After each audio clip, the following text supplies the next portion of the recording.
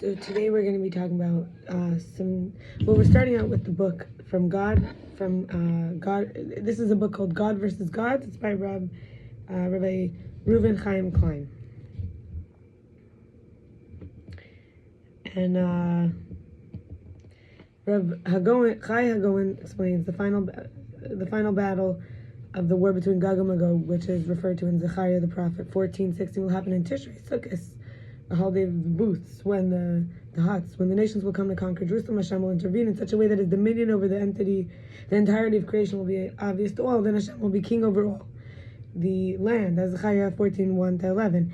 On that day Hashem will be one, and his name will be one.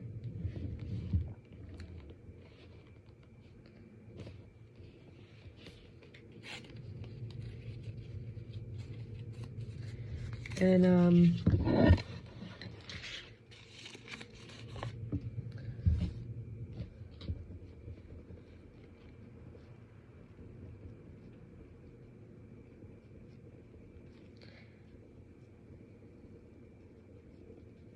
Rashi says that's why we read Zacharia chapter 14 on the first day of Sukkot, because it describes the punishment that will befall the nations if they don't pilgrimage on Sukkot to Jerusalem in the Messianic era.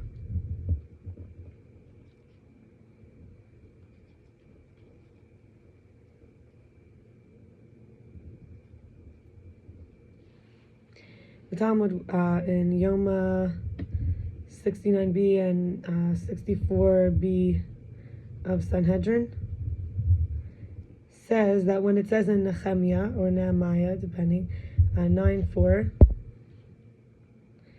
that the Levites, led by Joshua the Kohen Gadol, cried out in a great voice to Hashem their God at the Second Temple's dedication in Jerusalem. It was that the sages of the fledgling Jewish community, who were among the men of the Great Assembly, begged Hashem to eliminate the evil inclination towards idolatry. They fasted for 3 days and nights, and then a note fell from heaven saying truth, indicating Hashem's agreement and his removal of the idolatrous inclination. Rabbi Ibn Zimbra of the late 1400s and 1500s says that Ksav Ashurai, the script used for writing Hebrew since Ezra's time until the present, only was introduced after the abolition of the idolatrous inclination, compared to Ksav Ivri, the Paleo Hebrew script, which is and the Ksav Ashuri considered lofty.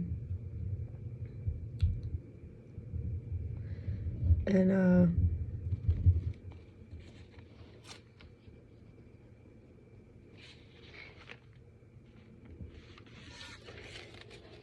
then a fiery lion cub exited the Holy of Holies, and in Zacharia 5:8 it exclaimed, "This is the evil one." They captured the fiery one. As they seized it, a hair slipped out of its mane and it let out a roar, whose sound traveled 400 parasangs. On the prophet's advice, they cast the fiery lion into a lead cauldron and sealed the opening and with lead, so as to absorb any sounds from the animification of the evil inclination. With this meaningful act, the sages finally subdued the idolatrous inclination and negated its influence over the Jewish people. The maharsha explains that the fiery lion represents Leo, the zodiacal force which influences the month of Av, when the Holy Temple was burnt.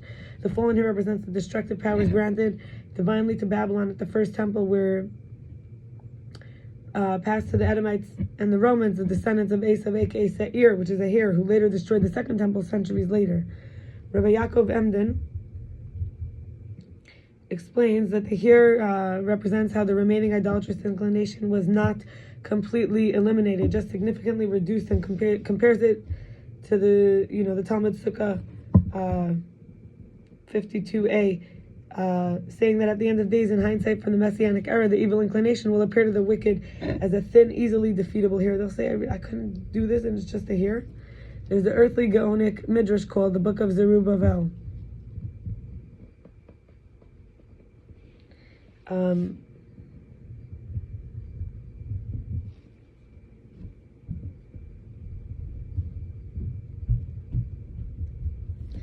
And it foretells a surge in idolatry in the pre-Messianic period. That apocalyptic midrash describes the evil actions of Armalos, the last of 10 kings who will rule the world in the 7 years before Messiah's arrival. According to the legend, Armalos will be born of the union between the Satan and a stone fashioned in the shape of a beautiful woman. Upon assuming the kingship of the nations. He'll plant an Asherah and serve the Baal. He'll build 4 altars and anger Hashem with his grave misdeeds. In this time there will be a great famine, and people from all places will come to worship the stone, Armelis's mother, and offer incense to it and pour libations for it. The Talmud of Avodah Zarah 17a relates that 2 sages once arrived at a fork in the road, where one path passed an idolatrous temple and the other path a brothel. The 2 sages disagreed about which road they should take. One said the idolatrous temple, because then they wouldn't be tempted, since the idolatrous inclination has already been vanquished. The other sage argued that they should travel the way past the brothel, so they'd be rewarded for resisting temptation. The sages tried to free the Jews from the sexual temptations after ending the idolatrous temptations, and almost completely, which was almost complete. But they stopped short of doing so when they realized that they could not perpetuate, that the world cannot perpetuate without the sexual drive. Rabbi Yitzchak Hunter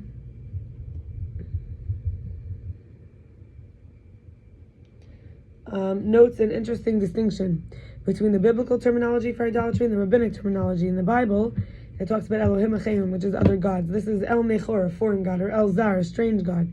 And we would say this is the object of the worship, while the rabbinic Torah or the Talmud terminology is avoda zara, strange worship. In biblical terms, serving idols was a socially accepted means of indulging one's innate temptations. Everyone understood the urge was a natural motivation. The deviant behavior was not strange to them, but the object of the worship was considered strange. So we see here the action of worship. So it's strange worship is the action versus the object. However, once the idolatrous inclination has been eliminated, the idolater's actions now become strange, because in general people no longer felt tempted to serve. Then I want to add that the Kohen Gadol, lived for 130 years. After the population of the kingdom of Israel was exiled by their Assyrian overlords, they were replaced by various other nations whom the Assyrians imported from Mesopotamia. Each of these peoples brought their native idols with them and continued to serve those strange deities in their new milieu. Interestingly, the Bible makes a point of mentioning each nation by name and naming its gods, which are Sukkos, Benos, Nergal, Ashima, Nivchaz, Tartak, Adramelech, and Anamelech, collectively known as the Kuthians, the people that, or the Samaritans, because they settled in and around Samaria. That's the group that came. Hashem sent lions to attack them and punish them for idolatry in the Holy Land, and in response, the Assyrian king encouraged Jewish priests to teach the Kuthians about the God of Israel, and the Kuthians converted but continued to worship idolatrous gods. And the Mishnah Talmud sages discuss whether their conversion is valid if it was only to ward off the lions.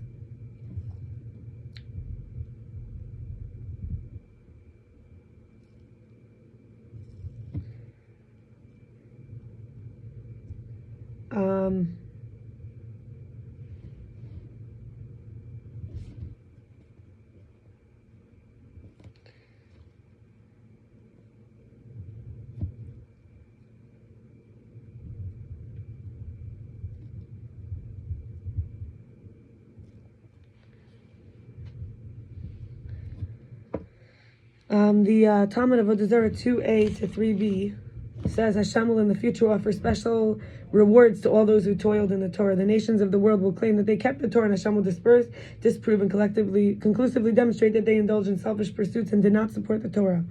So they will say they never got a chance to keep the Torah. Hashem will offer them the easy commandment of dwelling in a sukkah to prove their sincerity, but when it gets hot, they'll kick their sukkahs on the rooftops and storm out, failing the test. The existence of the 70 nations came about out of mankind's uniting to worship idolatry at the Tower of Babel. Rabbi Moshe Shapiro in Avnei Shalom, page 238, 239, and 294, that the bulls over sukkah 7 days. Each day it decreases from 13 to the 7th day when 7 are offered. This is Numbers 29, which is Numbers is Bamidbar 29, chapter 29, 12 to 34, and decreases to represent hope that the idol worship will decrease. The Talmud, Sukkah 55b, says the bulls atone for the 70 nations' sins.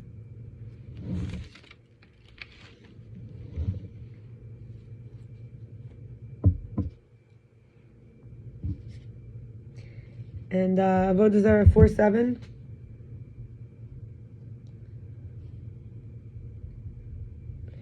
says that the idols worshipped will become animated, spit in the faces, and the idols will bow to Hashem. Rabbi Yochanan says that it happened already at Har Sinai. All the idols gathered around and bowed to Hashem. Along with the removal of the idolatrous inclination was the removal of prophecy. Rabbi Tzadok of Lublin, Rabbi Tzadok hakohen, of Lublin in the years 1823 to 1900 said that as long as there was prophecy, the idolatrous inclination sought to make foreign deities appear equally real. The sages were willing to make the sacrifice in order to save themselves from almost certain sin. We don't want it, and we don't want its rewards. Prophecy was the reward for opposing was the award for opposing the idolatrous inclination. In order for freedom of choice to exist, the spiritual powers of the dark side and the light side must remain properly balanced, so man is pulled in both directions. Both prophecy and idolatry served as a means of supernatural revelation. Prophecy on the good axis and idolatry on the evil axis. Rabbi Moshe Safar proposes that the sages rid the Jews of the temptation for idolatry by instituting prayer, by formalizing prayer and establishing synagogues in every locale. People were no longer tempted to build their own private altars for worshiping Hashem, which were seen almost inevitably to lead to idolatry. In Yoma 10a and Sota 34b of the Talmud, it relates the giant Ahiman. Sounds to me like Hanuman, which I remember learning from, some Hindu culture about their version of a god, or a deity, kind of like a very powerful creature that's supernatural. It says that he lived in Hebron. This is from Bamidbar, Numbers 13:22. Was said to have built the city of Anat. In Jeremiah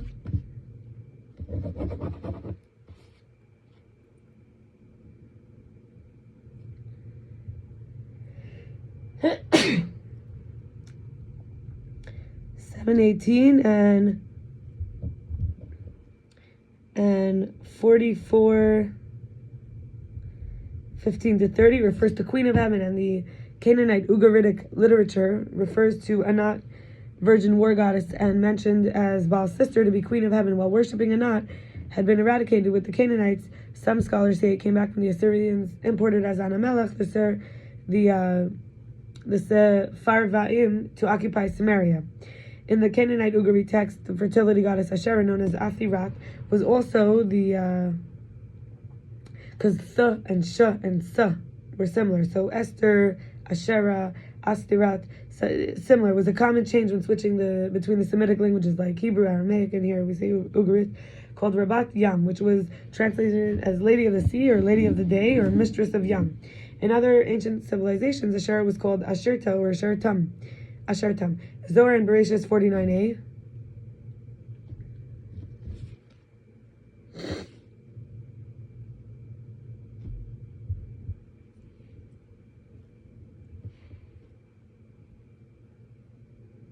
Bereishis, where were we?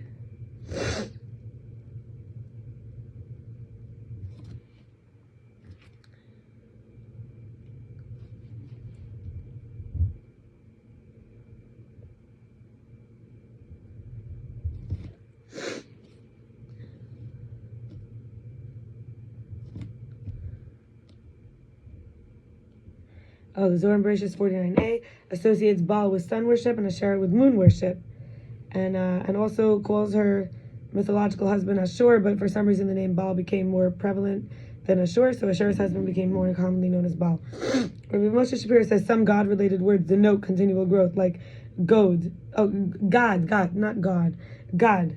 Like God is God, which is stretched, Gadol, big, Negidu, which is pull, Gedios, which is brimming edge.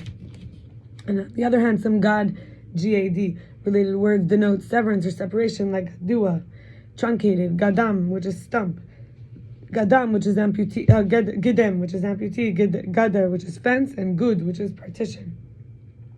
He reconciles it by saying the concept of mazal combines two factors, which influences others. One influences others. God denotes the influx of influence that extends from the mazel and continues to the individual. And two, in order to solidify the mazel's role as a source of influence, some people detach it from the ultimate source of influence, Hashem. The first factor might be true, but the second is clearly not. The mazalot are not independent powers. They function as conduits for Hashem to channel his influence to the world. Nevertheless, God or GAD, represents the idolatrous notion of viewing the mazalot, the like lux, the like you would say the zodiacs could be the mazal, the lux, the flows as the end-all source disconnected from the influence of a higher mover. Rabbi Shlomo Pappenheim explains the name Gadriel, the name God is related to the Hebrew word agad, which is binding, linking the physical manifestation of a thing or a concept and its corresponding force in the spiritual realm. Others explain it's a pair of idols, God and many, for sun and moon. Rashi explains God worship is associated with worshiping the mazalos. The radak explains, takes it to mean a specific mazel from the collection of mazalot. Elsewhere, Radak and Ibn Ezra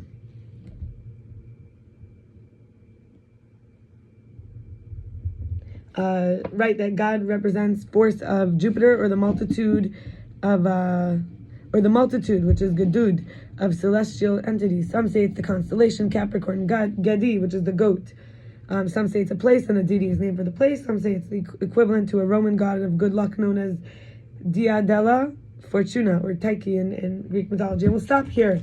And I wish everyone a Shavua Tov with success and triumph and love and good company, good humor, good nature, feeling connected to Hashem, feeling God with us, doing good service, feeling clean, feeling motivated, having things to look forward to, excited about the week ahead, trusting, being loved, pleasing ourselves, loving ourselves, caring for ourselves, not looking to another person to be like our parent, but parenting others, being able to be the bigger person, loving even without, loving with unconditional love, and delighting in loving Hashem, and not confusing people with Hashem, and connecting to that original source of that core self, the love. All the best. Okay, bye.